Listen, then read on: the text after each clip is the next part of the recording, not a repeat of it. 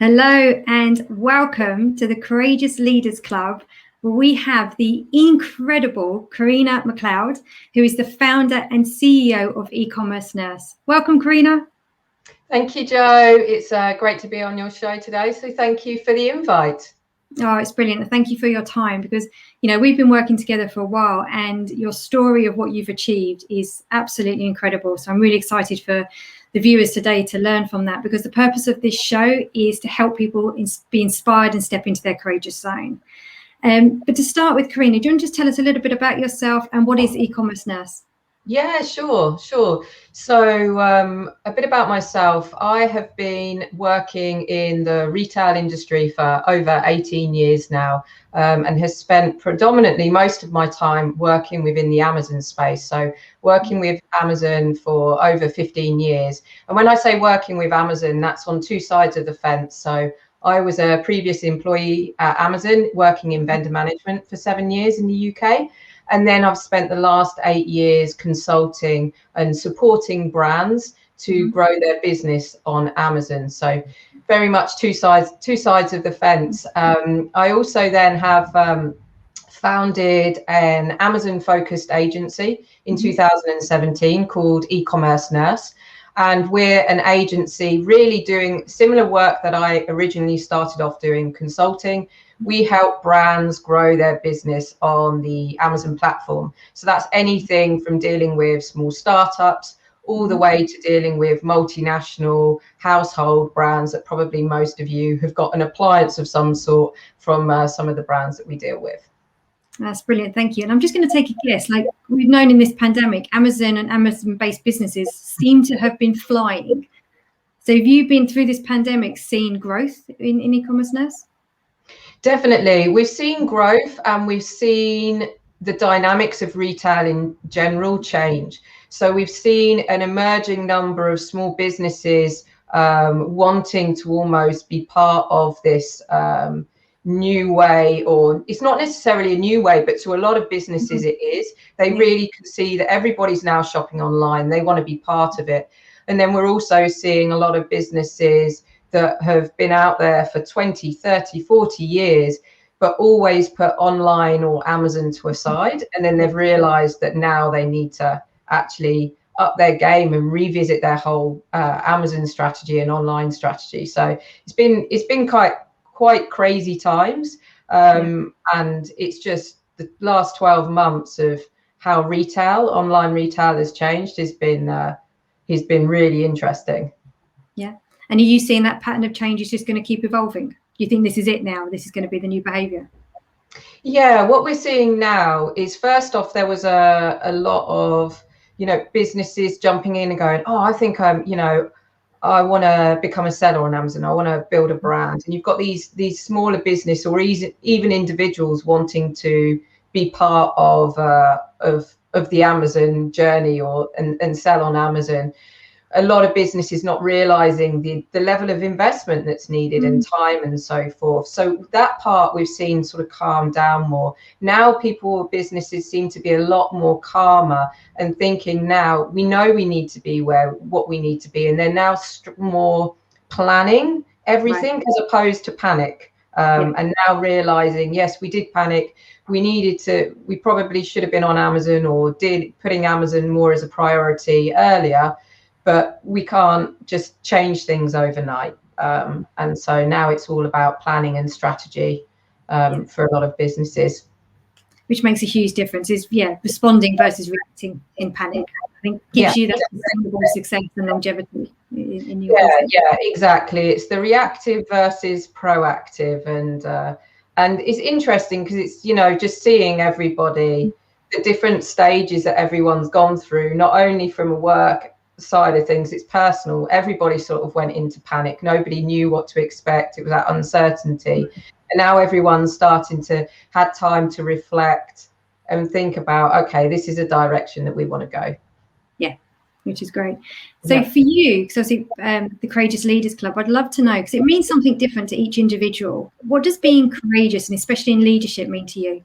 Yeah, so courageous to me is something about making those bold decisions and being confident to be yourself. And what I mean by that is you can be influenced with so much that's going on, competitors, you know, everything within your industry that distracts you from actually being truly who you are as a leader, and accepting that, you know, for me, it's about accepting that I am different. I am a bit quirky. I am a bit of one of those non-conformists, like to go against the grain. And actually that's fine. That's great. And it's to embrace that and use that to my advantage to be able to grow a business and lead a team. So I'm curious, have you always been like that, or did it take you a time to really feel like I am in my leadership as my true self now? Would you, like someone watching this, is this something you develop over time, or have you got it or you haven't got that way of being? I would say I've developed it over time. I would definitely say in my younger days, when I was managing a team, and even my days at Amazon, it was very much being influenced by people around you, what other people are doing, what you think is expected of you as well. Even though you've never been asked to behave like that, there's this sort of expectation that you create in your mind that you think you should be like. So there have been many a times, and I look back at that, of when, yes, in my management style probably wasn't as true as I could have been. But, you know, it just sort of, it comes with, I guess, experience over time of realizing that actually when things start working well, what was that style that you used? And then I start realizing that actually when I talk with my team and understand more, it's my style. It's not, you know, you can't, if someone asks you, how would you do this? And it's like, well, I would do it like this, but it's probably very different to what anyone else would do, any of the books, but it feels right. And it's produced results. So the thing is, I had the same with starting my own business. You take on all the learning and you see, how everyone else is doing it, but then it's a bit like, you don't need to become a copy. You just take it and then mold it into who you are. But it does take time to go, how does this become me? And doing that. And we were just talking backstage a minute ago, how do you know that you are actually leading in your true self? What's that moment where that congruency is there to go, yeah, this is me? Definitely. It's that feeling. I think, you know, internally when something feels right, because it just automatically works. It's like there's this wheel that turns, and it just turns right, and it feels right. And I follow, I mean, I never take crazy risks. I'm always about calculated risks, but I always listen to my gut instinct as well, and listen that there's a reason if something doesn't sit right. And so really what I've found is when I feel that I'm my true self and I'm leading as me, it just automatically flows. It doesn't feel uncomfortable. Even those difficult conversations, and we've spoken about those, you know, in the past, as you know, sometimes they feel, oh, I don't want to have that conversation. But actually, when you have that conversation being you, rather than having that conversation as though you think you should do it, it pans out so much differently, and it feels actually comfortable because you're just being who you are. Yeah. And it's lovely. It's like removing that mask of the should, or how would somebody else do this, or am I good enough to do it this way? It's actually, if I just be me, I'm going to be authentic, and it will just flow. Exactly. And the person will see it's genuine. Definitely. And it's hard to do because there's so much out there that influences you to, oh, I should do it like this, I should be like this, I should. And even with social media now and LinkedIn and everything, and everybody's sort of giving all this guidance, and that it can sometimes be overwhelming, and then you start questioning yourself, you know, and that becomes this really important part of what I've been learning, and most recently been learning, is that real self-belief, and not sort of going down this other path of being distracted and thinking, well, actually maybe this isn't the right way, and being confident that no, this is where I should be, and this feels right. Yeah, which is fantastic. And we've had lots of conversations around values. How have you found, because you've got some brilliant values in your company, how has being values driven in who you are and bringing that to the culture of e-commerce nurse, how has that helped you achieve the level of success you've had and continuing to? Yeah, it's interesting because one thing is we have the team that we have, or that I started to build on. A lot of us are from Amazon. And at Amazon, when you work there, they have these leadership principles, and they are ingrained and embedded in you. And it's quite funny. So when I started eCommerce Nurse, because those leadership principles were ingrained, I started to see pre-building any values that we as a team were automatically doing that, partly because a lot of us were from Amazon. So it was almost like bred into us. And then it helped me then see, okay, this is the way the business is going, and I started to shape those values and really build them, but then take them away from being this copycat to them being, okay, that's great, but there are parts that I didn't agree with. You know, there are some leadership principles that maybe weren't right or aren't right for the business, and then just shape those. And so we kept them simple with 6 clear core values that the team, all the team demonstrate. And sometimes I forget about those core values. I get carried, with the day to day. And then I sit back and then I think, hang on, or it comes to recruiting and I sit back. And then automatically you start seeing that it's just this natural culture that's created, that everybody is embedding these core values without you having to confirm them necessarily to the team, because it's almost automatically built in as the company culture. Yeah, rather than just some values on a PowerPoint presentation. Exactly. Yeah, so they actually have turned into behaviours that are moving forward. So I want to just take a step back a little bit, because I remember you said something talking about courageous, big, bold decisions. And I'd love to hear, because how you actually started eCommerce Nurse, because I know this wasn't your original plan. No. So what's the story there, and how did it all come about? So I as I've mentioned, I used to work at Amazon. I spent a number of years there, was very career driven, promotion after promotion, really sort of growing within the business. And then I decided needed a break, needed some time out. Kind of very long story, slightly short. I ended up in Costa Rica. So I'm in Costa Rica, living in Costa Rica a year later. And then started to get contacted by old previous suppliers that I used to work with at Amazon, asking for help. And I was like, okay, interesting, possibly opportunity there. And so I started to help them and started to work and see that there was a growing need. And this was great because I wasn't in a position to work overseas. And so it was almost like, this is survival, right? Finding work.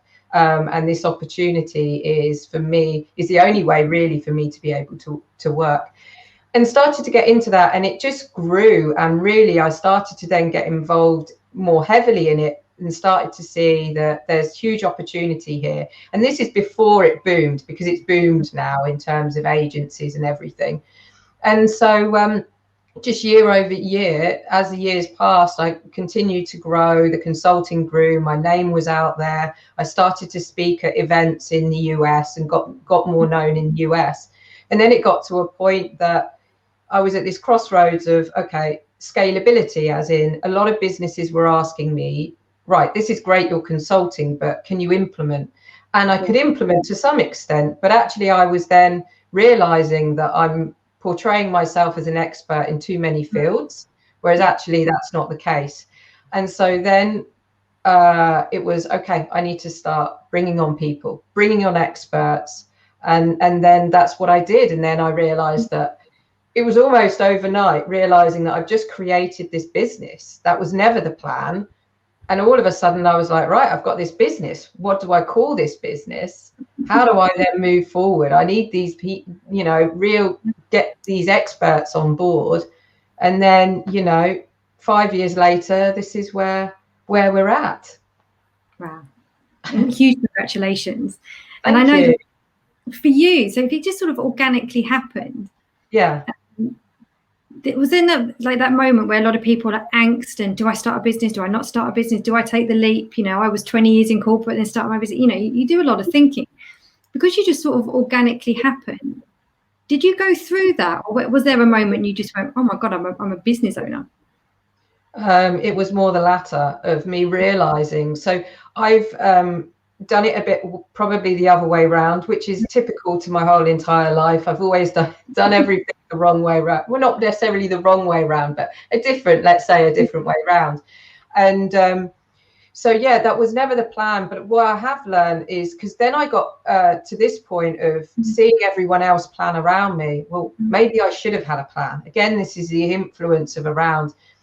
And yes, there's some point of where planning becomes important, but actually too much planning can almost stop you. There's that procrastination of not getting on with it. And one of our core values is just do it, just get on with it.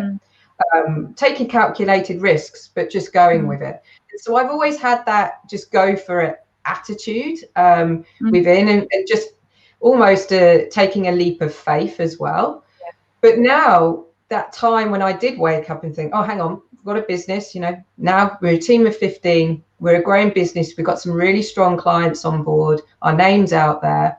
Now the planning is important, of course. So now it's almost like taking a step back. And I love to plan. It's not that I'm one of those people that just jump and be really impulsive. But yeah, it just sort of, it happened almost without realizing. Yeah. And I suppose what's interesting for you as well is your business has always been online. You've always ran a team online. So for you, when the pandemic hit, what did you notice was different for you in your business, considering you were kind of already there? Yeah, it's this whole thing of where I was saying about being different. So we're a remote company. I've got team members in Singapore, Canada, US, the UK, and Italy and France. So we're scattered across the globe. Now, a lot of conversations I had pre-pandemic, businesses would be like, oh, so where are you based? Well, I'm based in this was at the almost when I was in Costa Rica, and I've got such and such here, there. And a lot of the time, people couldn't understand that. It was almost like, well, so you're not all sitting next together. So, and would question almost output and efficiency based on being remote. So I always would answer that and explain that actually it's not about that. It's about being able to bring on talent across the globe. If you've got the right strategies and processes in place, that doesn't impact the model that we have. And then all of a sudden, so that worked, and that was always going against the grain as well, because it was almost like, oh, some big people are like, well, when you get to a certain size, will you have an office with everybody there? And it's like, no. And it's being comfortable with the fact that we are remote and shouting about it, not feeling that we have to hide it. And so then the pandemic hit, and then all of a sudden, lo and behold, everybody is on Zoom. Everybody's on some video conference with random backgrounds, of course, of some people have an office set up, but some people unfortunately didn't have that, and so they were sort of going wherever they could. And it made, all of a sudden, remote overnight became acceptable. Yeah. And which is a model that we've already all been doing for years. And so it was interesting how all of a sudden, something where I was having to explain and justify why it was a good idea, to something that I don't need to justify at all anymore. And it's crazy how that changed. Yeah. So that trust is there, isn't there? It's just that thing is when people don't know, or it's the unknown to somebody, it's just like, how does that work? It's like, but when you actually know it, you can then get more confidence in it. So I suppose being courageous is to trust the unknown a bit more and be able to step into the unknown and embrace it, embrace the chaos of what you don't know. Yeah. So I'm just curious, because a lot of people I work with, like, hiring talent is tough. Is this person going to be the right person? And, the cost for hiring people. How did you go around the globe finding these people? Did you go out there yourself and do it? And what sort of courage did that take to just trust and go across the world finding different talent? Yeah, at first, I will admit, it's a scary time. It's one of those moments, as in, I started off as a one-person band kind of company, And then it meant that I needed to let go and start putting my trust in somebody else. And so that felt really uncomfortable at first and quite scary. So I first started off quite closed in terms of how I found people. Oh, let's see if through connections. I started off through connections, LinkedIn being one great one, and that some people I already knew. So some of my team members I knew from my days at Amazon, and so I built on that trust at first of almost knowing the team from previously working. We built on that on connections, but of course that's not going to be possible when you have to start hiring more. So then you still have to start, but I built trust in that and realized, oh, actually this is good, this is working, we can widen that net. And so that's what I found and started to hire and found going through connections, sort of advertising as a business, doing a lot on LinkedIn.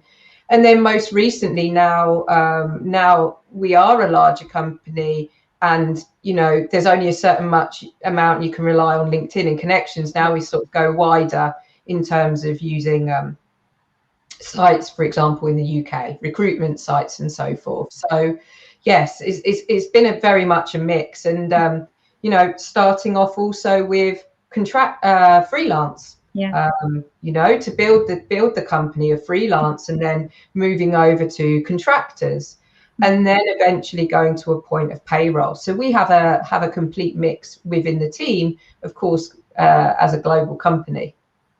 Which I think is just so exciting, and it's so opening up the future of what's now open to companies to do. Mm-hmm.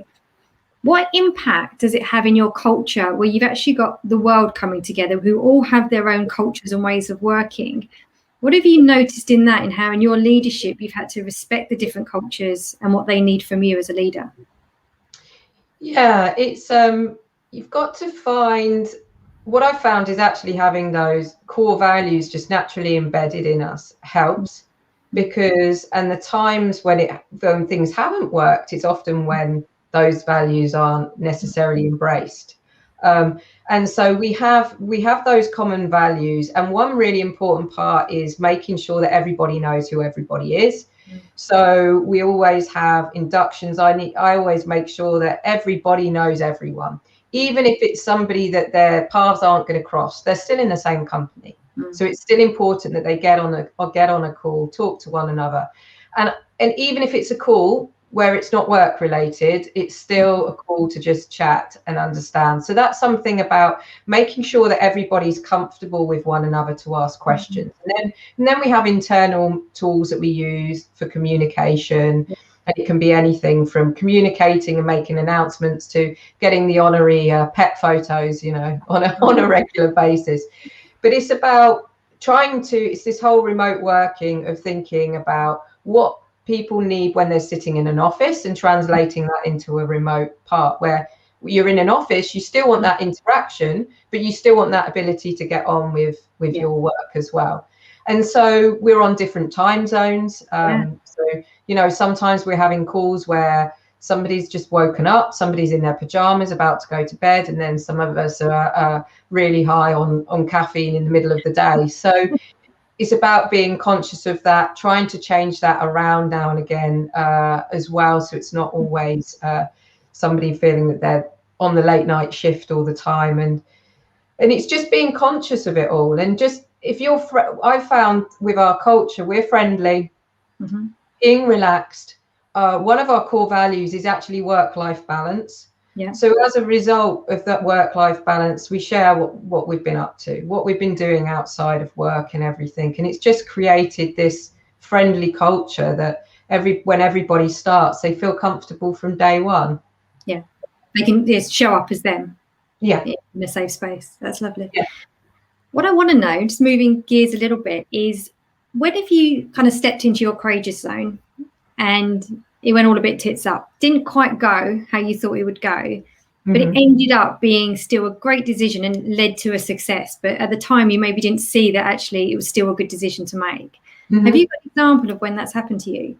Yes, definitely. I have many examples. Okay. The biggest example for me is where I've said yes too much. Right. And I've said yes so much as the fear of the impact of saying no, and not realizing the impact of saying yes. And what I mean by that is making mistakes of when it hasn't felt right with saying yes to bringing on a client. And this is this whole thing of where I mentioned about something just not feeling right, and when I haven't listened to that feeling, taking on clients that probably haven't necessarily followed our core values, or how we work, and adapting the fear of, oh, I need to say yes to this because this is a great brand to have on board for our portfolio, or we need to say yes to this client because I've got to, we've just recently hired someone, and from a finance perspective, we need to make sure this is covered. And all of those things have had, you know, short-term repercussions where, you know, it's could have been more damaging, but fortunately it wasn't as well. So that's definitely something that I learned, and the reverse of what I've learned is to say no. Basically is to say no, and have criteria of why you say no and why you say yes, because without criteria you don't really know why you're saying yes or why you're saying no. So being selective and being aware of consequences of saying yes and saying no has been the biggest thing for me. It is that thing I see is missing from a lot of people, is that consequential thinking. Yeah. Versus, again, we would go looping back to that reactive behavior and then thinking of the consequences when it's a bit too late to change the decision you've made. Have you seen that as actually had quite an impact in your business, being able to go, actually, no, this isn't right and this bit's right for us? Have you, I'm getting a sense of it's just a bit calming to have that control in your choice. Have you felt that? Definitely. It's calming for me as the CEO, and being able to manage that. It's also calming for my team, knowing that they've had some headaches in the past from decisions that I've made, and those decisions impacted them, you know, creating stress on them. So that's calmed them, knowing that actually, you know, Carina's aware of that. We as a business are aware of that. So hopefully that avoids those kind of scenarios in the future. And also it's developed, it's this whole thing of, you know, creating that culture. If I say yes to everything, then more than likely everybody in the team is going to say yes. And I do find that, and I've had those conversations with my team, is saying, say no. Say no to me, say no. Say, if I push for dates on deadlines and it's not realistic and it's going to cause you stress, say no, push back. And so it's about being able to build that culture of no, and then it's okay to say no. Yeah. And getting that place where if someone's saying no, you really trust that they've thought of everything of how to do it, but really it's a no. So you don't have to then second guess the no. Yes. I see too many companies, like someone says no, but it's like, oh, but we'll find a way to do it. Oh, we'll fit it in somehow. And then it's just too late. And then 2 weeks later, people are burning out. Tension in the team is created. Yeah. And it just absolutely kills your morale completely. Completely. Yeah. And that's definitely what I found was happening, was my yeses were creating yeses internally as well. It's that ripple effect, isn't it? Exactly. So before we close, I've loved what you've shared, like, you know, going from global teams to, and I think what you're just talking about, the power of saying no, I think will resonate with so many people. I think this comes up in every coaching and training I do, is how do we say no? It really is something, as we've all been conditioned, that no is a negative, and how you reframe it as a positive, and it's okay. I think it's going to resonate with so many people. Before we close, what is that one bit of advice that you would, to really kind of instill that courage in you as a younger self? What's that one bit of advice that you would have loved to have given that you would pass on now? Believe in yourself and don't be afraid to be different. I spent probably up until the age of 30 almost trying to fit in and be like everyone else. I've always been an individual and different, but I never felt confident and always tried to fit in, and it never sat right. And as soon as I felt that it's okay to be different and to embrace that, Yeah. That's when it really things started to progress personally and with the business.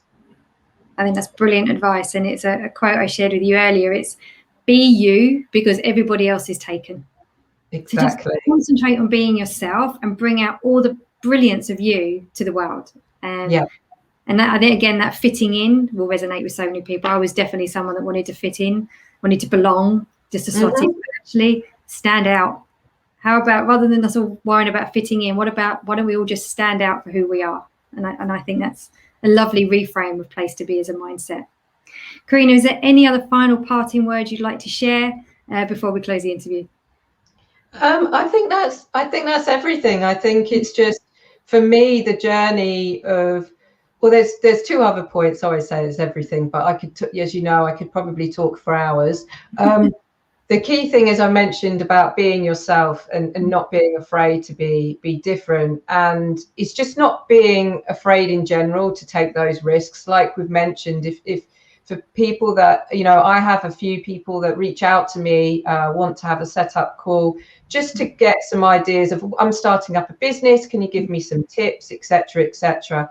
And just not be afraid and take that leap of faith. There's an element of planning that's always needed, definitely, but don't let that almost prevent you from moving forward, because as long as you're taking calculated risks, there's opportunity out there. And I've learned that you find a way. Yes.